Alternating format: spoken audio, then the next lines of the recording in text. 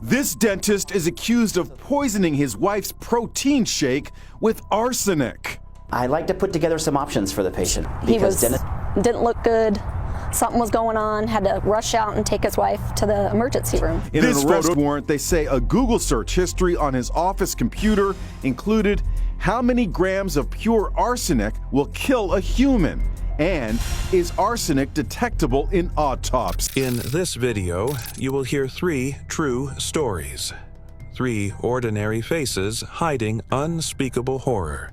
A respected dentist accused of slowly poisoning the very woman he vowed to protect. A young mother who left her 2 children trapped inside a scorching car while she went for cosmetic injections. And a husband who cried for his missing wife in front of cameras until the handcuffs snapped shut and he was charged with first-degree murder. 3 recent tragedies. 3 shattered lives. And 1 haunting question. How well do we really know the people we trust the most? If you're fascinated by true crime stories, make sure to subscribe and turn on the notification bell so you never miss a case. And tell me in the comments, where are you watching this video from today? Welcome to Caseborne. On the surface, James and Angela Craig seemed like the picture of success. James was a well-respected dentist in Aurora, Colorado. Angela was a devoted wife and mother of 6, known for her warmth and radiant smile in every family photo. Together, they projected the image of a stable, happy family. But, as we've seen time and time again, appearances can be deceiving. At first, their life seemed seamless. Neighbors admired the family's routine. Colleagues respected James for his precision and calm demeanor at the dental office. Angela's friends spoke of her tireless devotion to her children, her unwavering presence at every birthday, recital, and school event. Everything seemed perfect. Yet beneath this polished exterior, cracks were forming, subtle at first, almost imperceptible. It began with small complaints from Angela. Headaches she shrugged off, a fleeting dizziness that she attributed to stress. Her family noticed nothing unusual, believing her exhaustion stemmed from the busy demands of raising 6 children. But soon, the symptoms escalated. Nausea replaced appetite, dizziness became disorientation, and every day brought a new layer of confusion. She was hospitalized 3 times over 10 days, each time returning home only to grow weaker, more fragile, clinging desperately to life and to her children. The rapid decline was alarming. Doctors were baffled. Tests revealed nothing conclusive. Friends and family watched in helpless terror as Angela's body betrayed her. She tried to maintain her spirit, speaking softly to her children, smiling through pain, attempting to reassure them that everything would be okay, even as the reality of her condition worsened. And through it all, James Craig maintained the appearance of a devoted husband. He was at her side in the hospital, concerned, attentive, the very image of support. Yet investigators would later uncover a far darker truth lurking behind that calm exterior. Behind closed doors and in the quiet of his dental office, James Craig had begun researching poisons. His computer showed searches that would chill anyone who read them. Is there such a thing as an undetectable poison? And how long does it take to die from arsenic poisoning? Orders for arsenic, cyanide, and tetrahydrozoline, the latter an ingredient found in common eye drops, were traced back to him. According to prosecutors, he slowly dosed Angela through her protein shakes, then escalated to administering a fatal dose of cyanide while she lay on a ventilator in the hospital. Toxicology confirmed their fears. Angela's system contained lethal quantities of cyanide, arsenic, and tetrahydrozoline, enough to kill multiple times over. As Angela fought to survive, her children were oblivious to the deliberate harm being inflicted upon their mother. Every day brought new questions and mounting fear, as family and friends struggled to understand why this once vibrant, energetic woman was deteriorating so rapidly. Meanwhile, James continued to play the part of the attentive spouse. He spoke with doctors, comforted family members, and appeared grief-stricken at Angela's bedside. The chilling duality of his actions would later be central to the prosecution's case. A man maintaining the facade of care while methodically planning his wife's death. By March 15th, Angela was admitted for the last time. Placed on a ventilator, her body weakened beyond recovery. She was declared medically brain dead and taken off life support, leaving behind 6 children and a community in mourning. The stark reality of her death began to emerge as authorities pieced together the meticulous planning that led to her demise. Investigators discovered a trail of evidence linking James Craig directly to the poisonings. Online searches, purchase orders, syringe use, and toxicology reports all pointed to deliberate, calculated acts. Prosecutors argued that he committed murder to escape a marriage in which he had been unfaithful, all while protecting his image. They contended that he sought a way to rid himself of Angela without enduring the social and personal consequences of divorce or exposure. During the trial, the defense offered a contrasting narrative, claiming Angela had been suicidal due to his infidelities, and that James was acting to help fulfill her wishes. Yet, the medical evidence told a different story. Doctors and toxicologists testified to the clear and deliberate poisoning. Angela had fought to understand her illness and return to her children, proving she was not suicidal. The jury was presented with a timeline of cold, calculated decisions, each step designed to inflict harm while minimizing suspicion.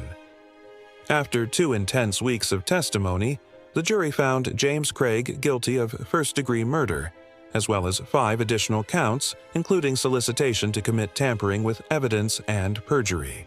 Judge Shea Whitaker, delivering the sentence, described Craig's actions as a path of destruction as wide as a tornado and just as devastating. Damage to his children, damage to Angela's family, damage to his own family. Life imprisonment without the possibility of parole was imposed, ensuring that James Craig would never again hold a position of trust or freedom. The courtroom was silent as the gavel fell. Outside, prosecutors detailed the meticulous and selfish nature of the crime, highlighting the extraordinary lengths Craig went to in order to manipulate both the living and the dead. Chief Deputy District Attorney Michael Morrow emphasized that Angela had no involvement in the events leading to her death. Her children, the family, and the community were left to grieve the loss of a woman who had lived to nurture and care for others, only to be betrayed by the very person entrusted with her safety. In the weeks following the verdict, the family expressed relief and gratitude for the pursuit of justice. Mark Prey, representing the family, remarked, "She made every moment with her unforgettable. This has been an incredibly difficult time for our family. We take comfort in the integrity and commitment of everyone who stood with us in pursuit of justice and our children." Angela Craig's story is more than a tale of murder. It is a cautionary tale about the fragility of trust, the danger of appearances, and the lengths some will go to preserve their image while destroying the lives of those closest to them. It serves as a chilling reminder that evil can hide behind ordinary faces, even in a family that looks perfect from the outside.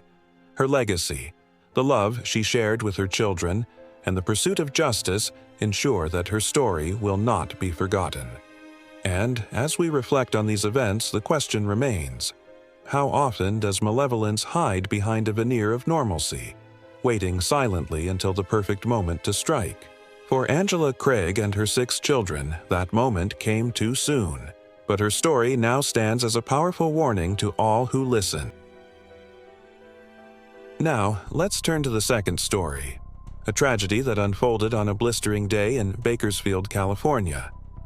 Maya Hernandez, a 20-year-old mother, left her 2 children, ages 1 and 2, strapped in their car seats in a parking lot while she went inside a medical spa for a cosmetic procedure. It was June 29, 2023, and the outside temperature was already 101 degrees.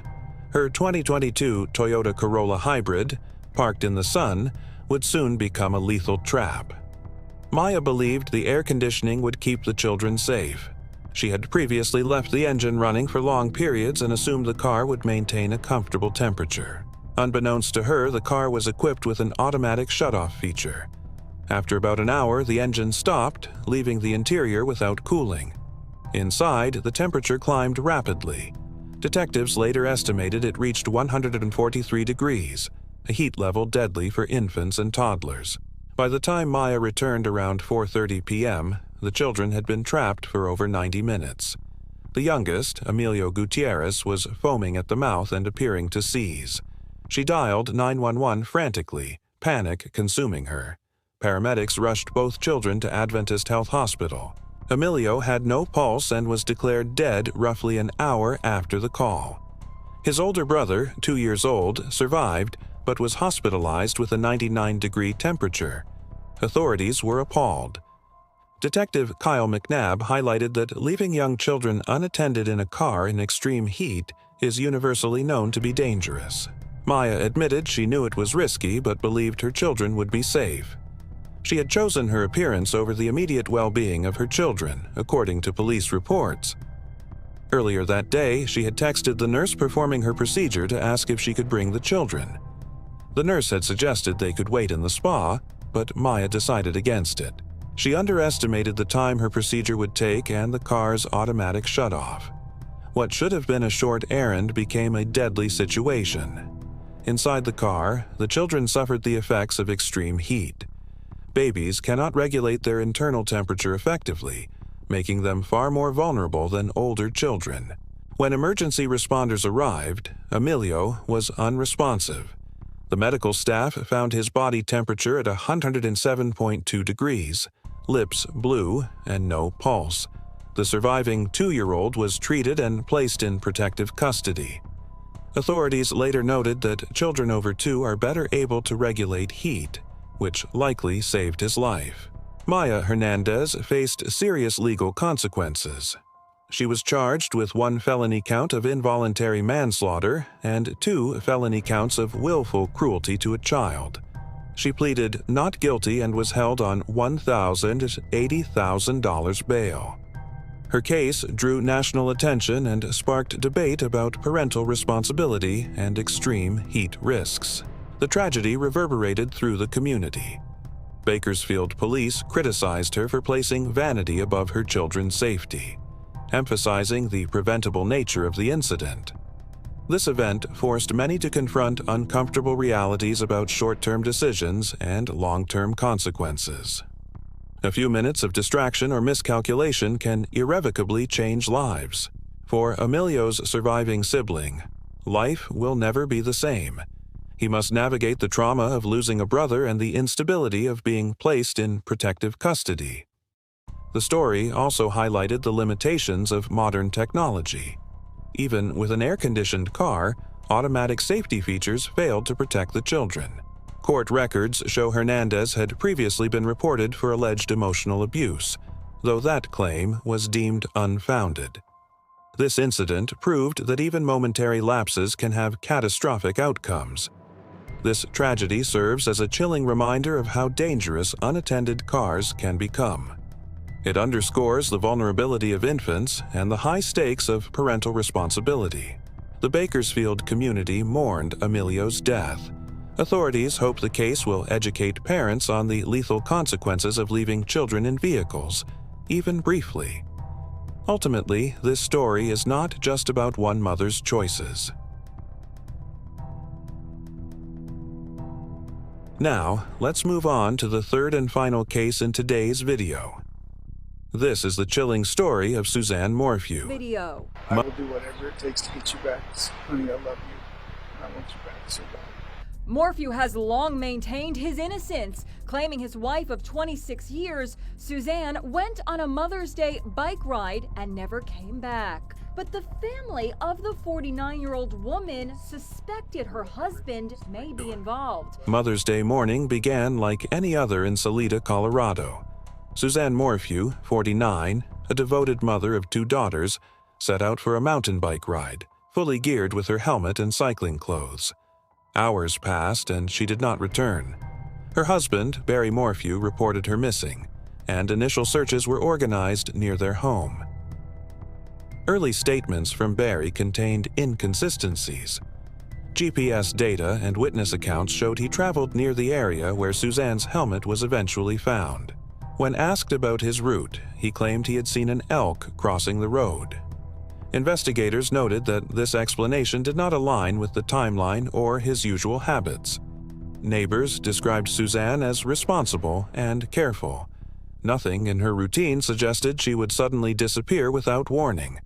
Barry seemed cooperative in public, yet subtle contradictions in his account began to form a pattern that investigators would dissect over the next 3 years. By May 2021, authorities had formally charged Barry Morphew with murder. Evidence against him included inconsistencies in his statements and circumstantial connections to Suzanne's disappearance. However, the prosecution encountered serious setbacks.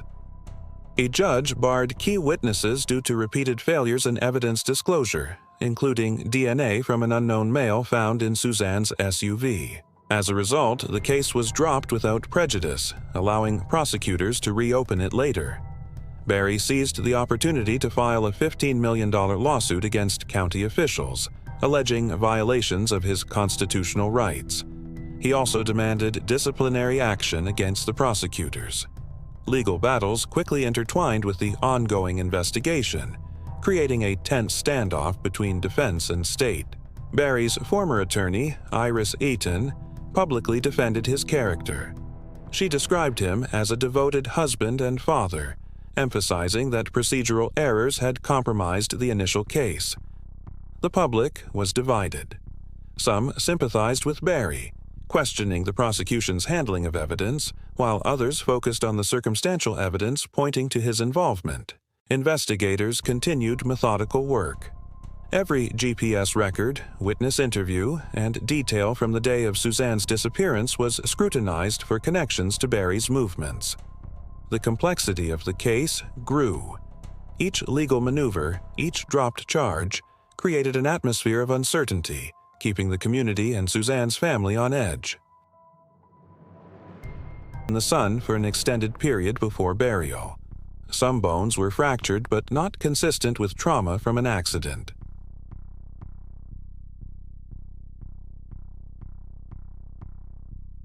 Toxicology tests performed on the recovered bones revealed traces of BAM, a combination of butorphanol, azaparone, and medetomidine, sedatives typically used for wildlife. Forensic pathologists immediately recognized the cocktail's significance. This was no accident. At the Morphew residence, investigators had previously located a tranquilizer gun and accessories. Records showed Barry had obtained BAM legally in Indiana prior to the family's move to Colorado. He had claimed it was for deer management on his property. No other civilian in the region had access to BAM.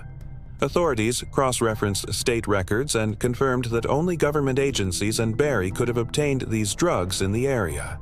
As they lifted each bone and piece of clothing, investigators meticulously documented the scene. Every photograph, every GPS coordinate, and every trace of sediment was recorded to ensure the chain of evidence remained unbroken. The forensic team noted that Suzanne's bones contained metabolites indicating the sedatives were administered while she was alive. This suggested she had been drugged deliberately rather than accidentally exposed post-mortem. The discovery shifted the investigation into high gear. The combination of bleaching, careful clothing placement, and BAM traces pointed clearly to a calculated crime, not a spontaneous or accidental event. Investigators reconstructed the probable scenario. Suzanne, likely incapacitated by sedatives, moved from the initial site of her disappearance and later buried in a shallow grave to conceal the timeline of her death.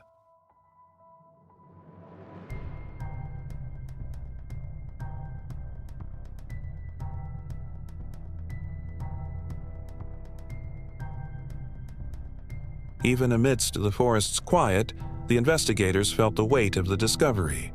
Suzanne's body, hidden for years, had finally begun to reveal the story of her last hours, but it also exposed the meticulous planning behind the crime. Each new forensic finding intensified the urgency. Detectives prepared to piece together Barry's movements, understanding that the timeline of Mother's Day 2020 was crucial for prosecution.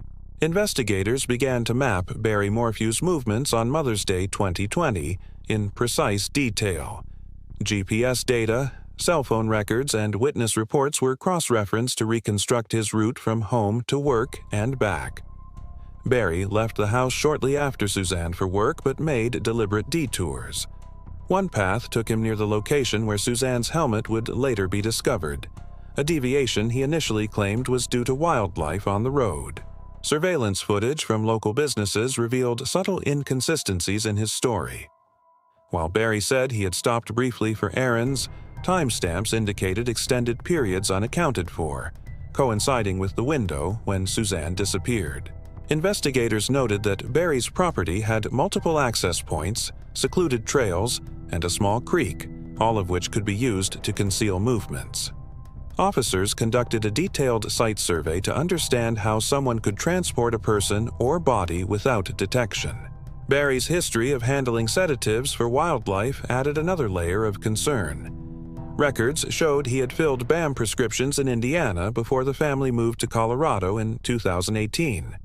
Investigators concluded he had both knowledge and means to use the drug for purposes other than animal management. Each stop along Barry's route was scrutinized.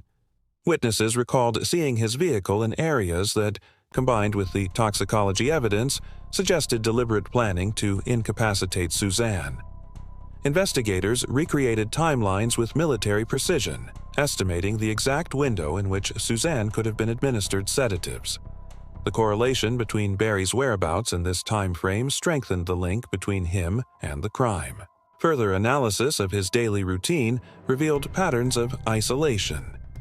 He often took back roads to avoid cameras and interacted minimally with neighbors during key hours, behaviors consistent with someone executing a clandestine plan.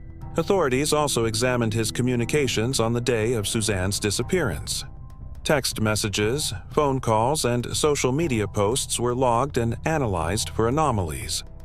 Several messages to friends and colleagues were vague or misleading about his movements. By combining physical evidence, digital footprints, and witness accounts, investigators began to see a sequence emerge.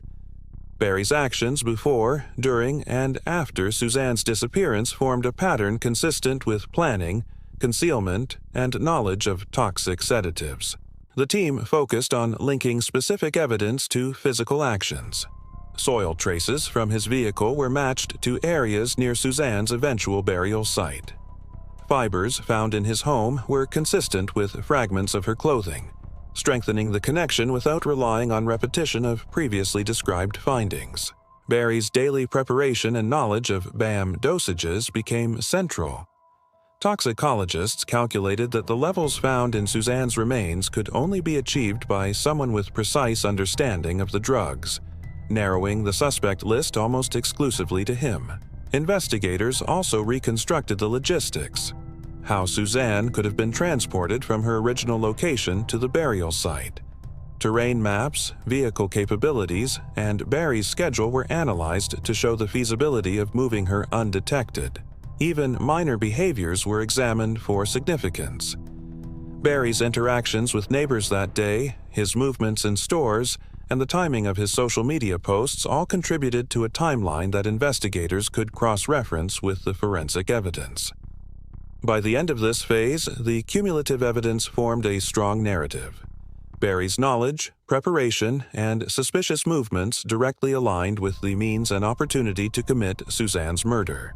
In September 2023, following the discovery of Suzanne's remains and mounting forensic evidence, Colorado authorities issued a warrant for Barry Morphew's arrest. Officials coordinated with Arizona law enforcement, where he had relocated temporarily. On a clear morning, officers approached his residence quietly, observing for any signs of flight or destruction of evidence. Barry was taken into custody without incident, handcuffed, and read his rights. The grand jury emphasized the deliberate and methodical planning evident from the investigation. Bond was set at $3 million cash only, reflecting the severity of the charges and perceived flight risk. Barry's attorneys immediately requested reconsideration, citing procedural concerns and prior case dismissals. In the courtroom, Barry maintained his innocence. His lawyer, David Beller, criticized the indictment as predetermined, claiming the government's conclusions had led their evidence search rather than impartial investigation. Despite these claims, the district attorney's office stressed the cumulative weight of forensic findings, GPS tracking, toxicology reports, and witness statements. The prosecution argued that the evidence consistently pointed to premeditated homicide. Barry filed motions challenging the admissibility of certain pieces of evidence, particularly those related to his prior BAM prescriptions and alleged inconsistencies in procedural handling. Judges considered these motions carefully, aware of the high-profile nature of the case. Meanwhile, public attention intensified.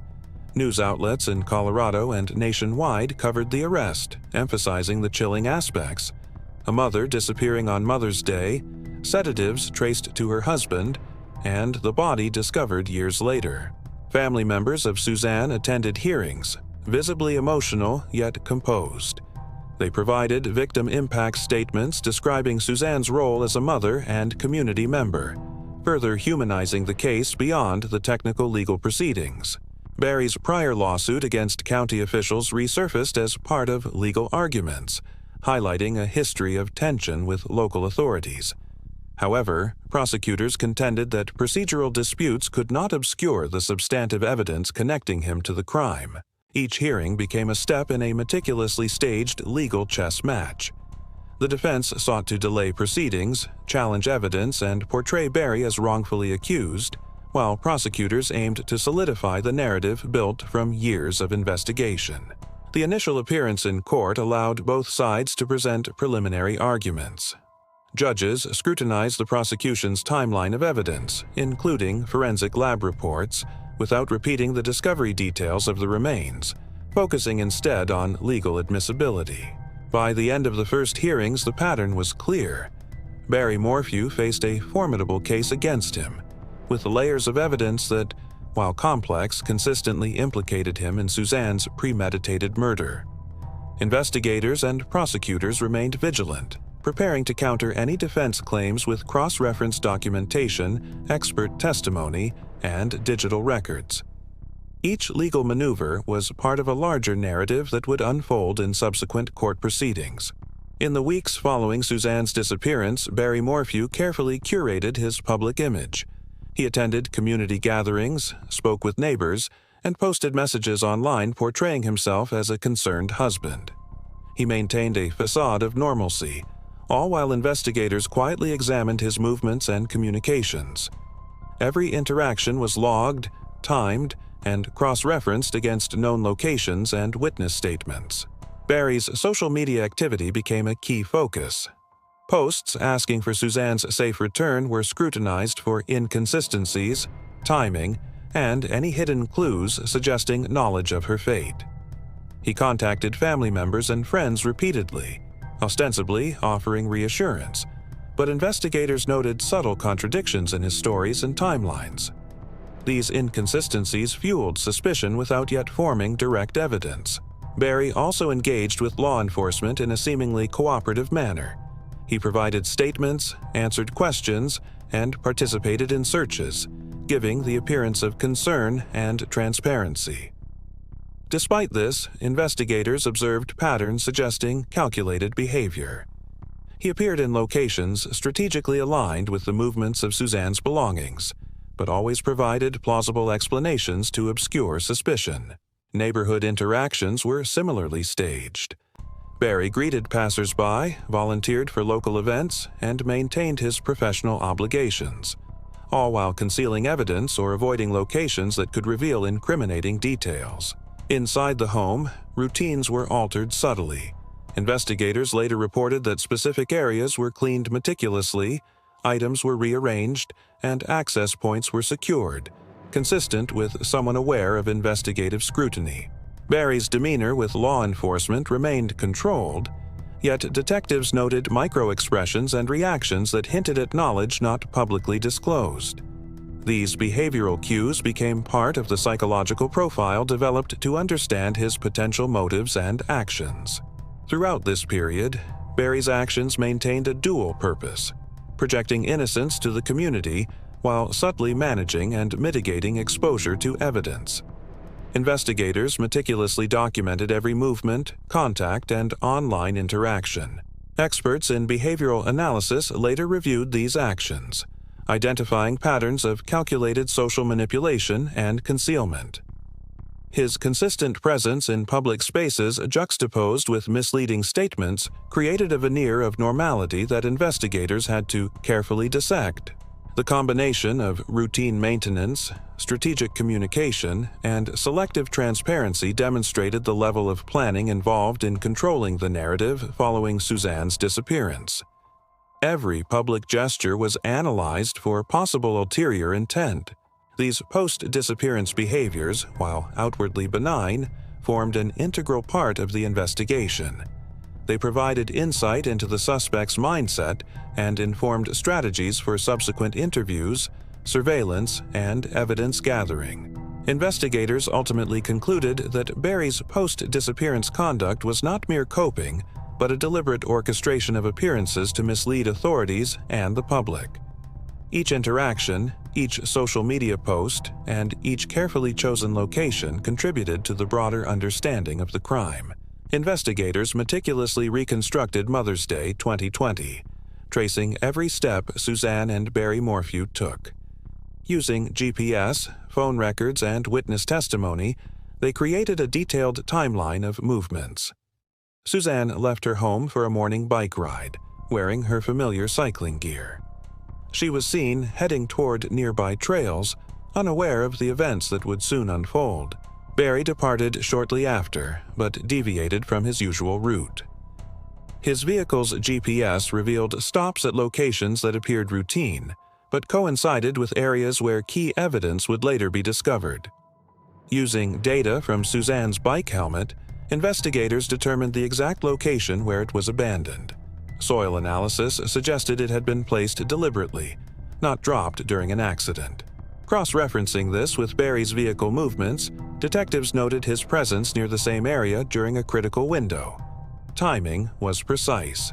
He had the opportunity to intercept Suzanne unnoticed. Forensic experts examined terrain maps to understand how the body could have been transported.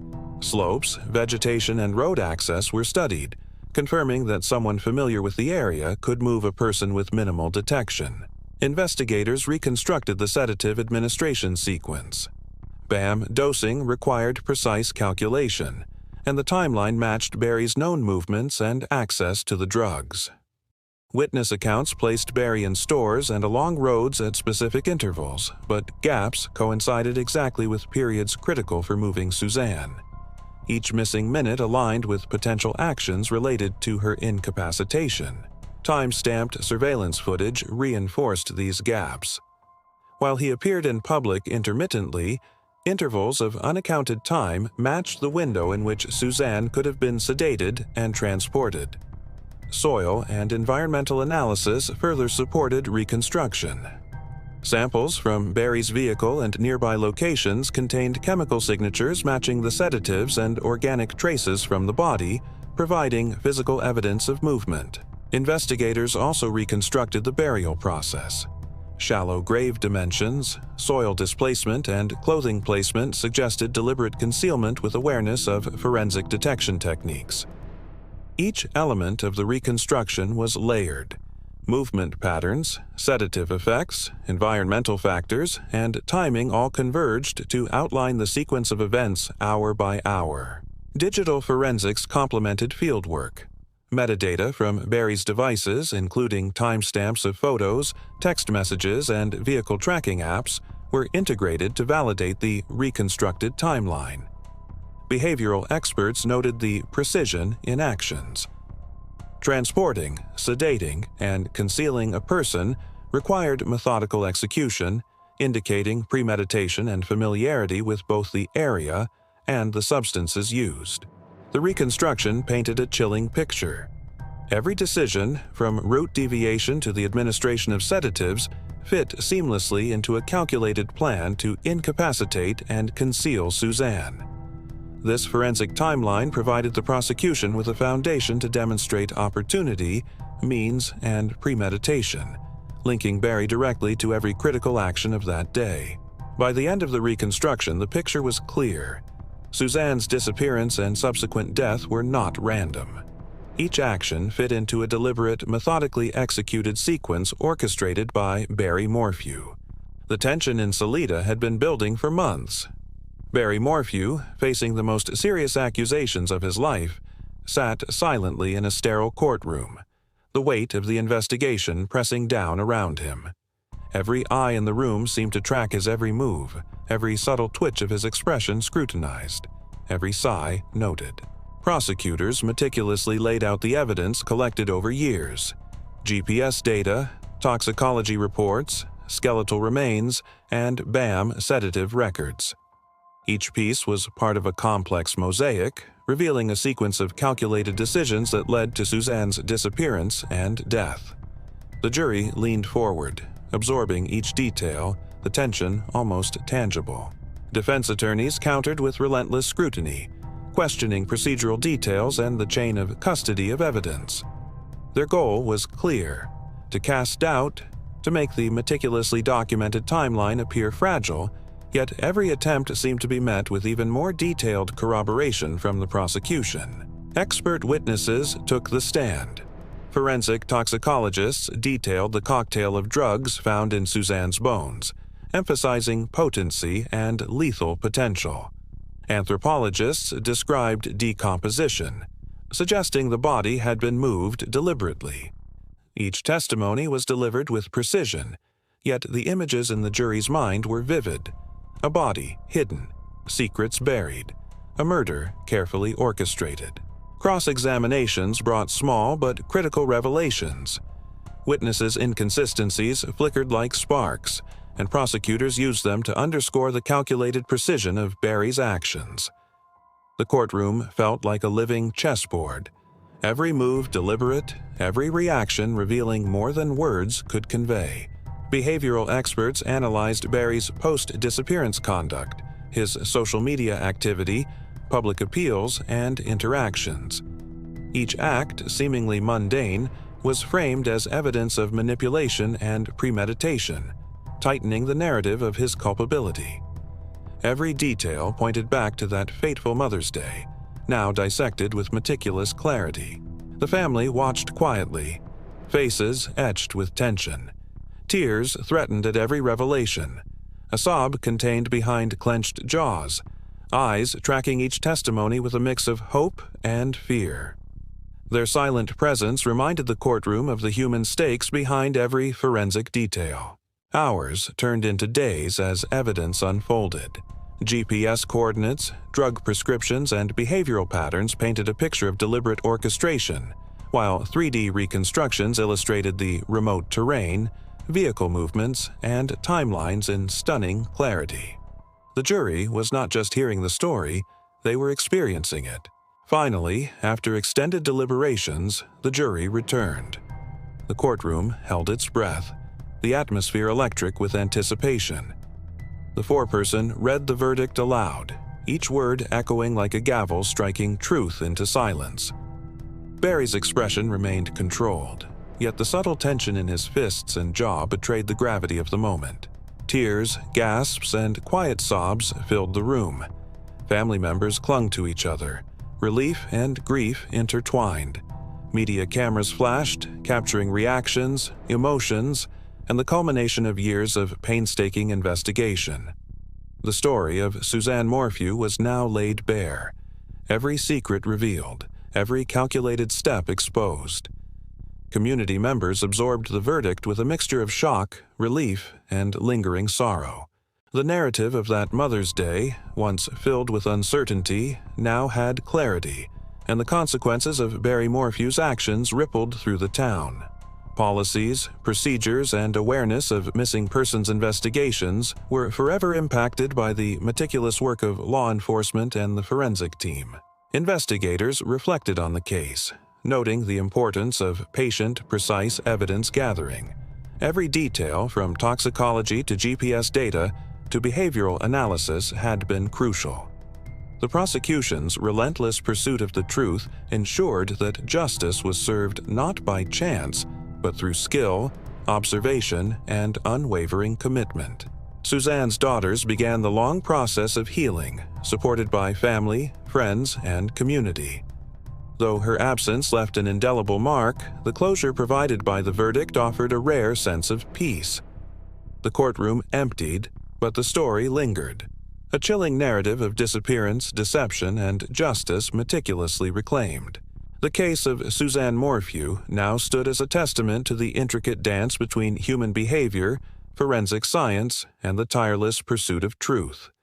Every action, every decision, every calculated move was documented, revealed, and held accountable. And as the community slowly moved forward, the echoes of that Mother's Day remained, a reminder of the fragility of life and the power of relentless investigation. As the courtroom emptied and the streets of Aurora, Bakersfield, and Salida returned to their uneasy normal, the echoes of these tragedies lingered. Families shattered, lives altered forever, and communities left grappling with questions that no single answer could fully resolve.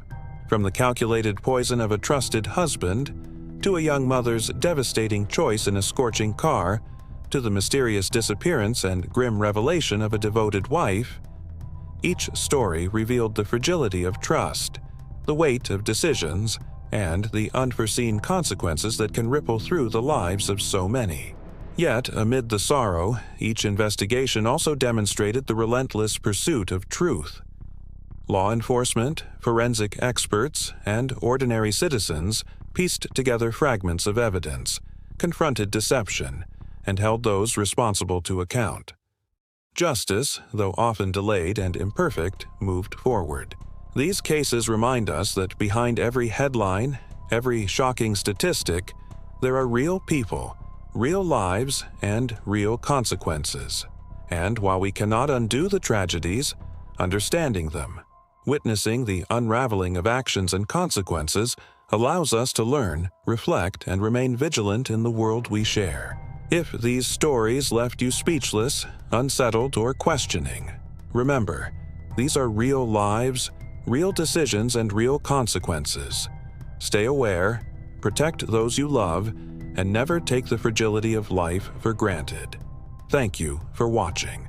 Make sure to subscribe for more true crime stories and share where you're watching from in the comments. Your perspective is part of the conversation.